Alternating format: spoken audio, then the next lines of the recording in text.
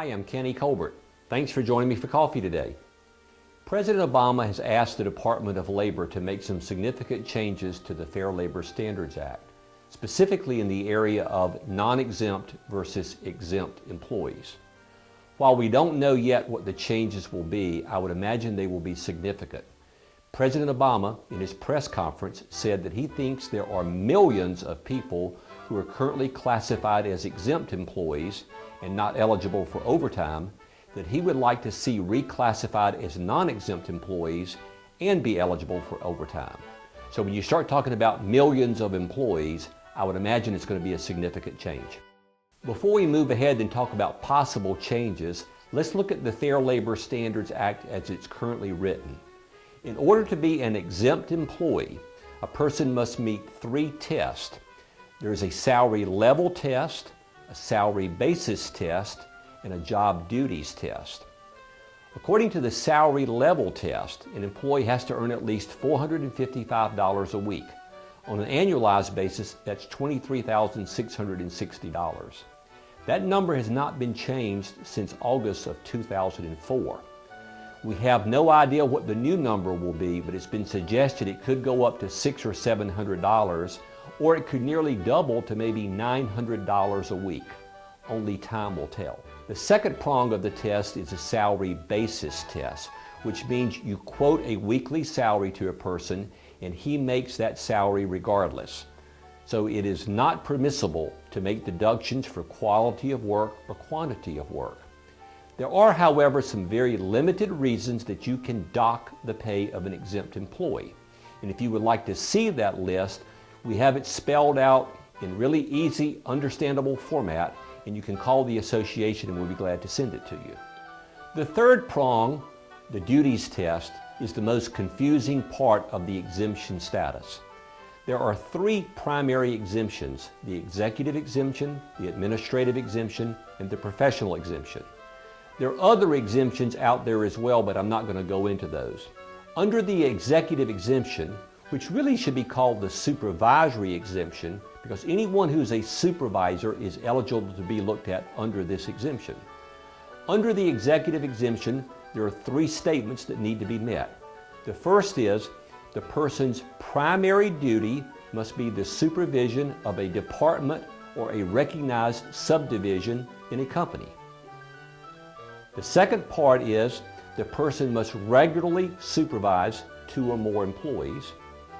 And the third part is the person must have the authority to hire, fire, give pay increases, performance evaluations, and other things that supervisors typically do.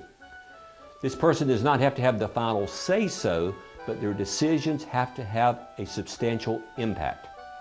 Now let's look at where the problematic area arises.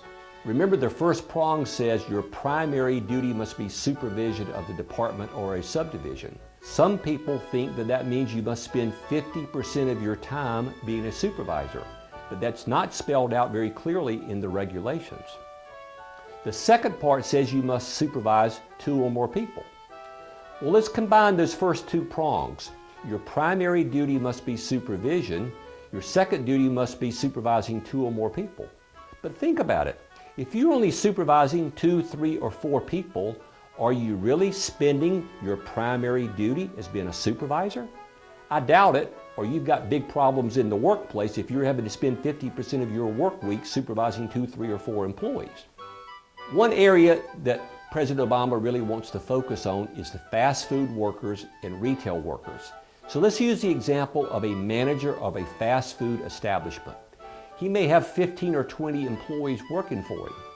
But look at it like this. If you walk into a fast food establishment, do you really see the manager managing and supervising on a day-to-day basis?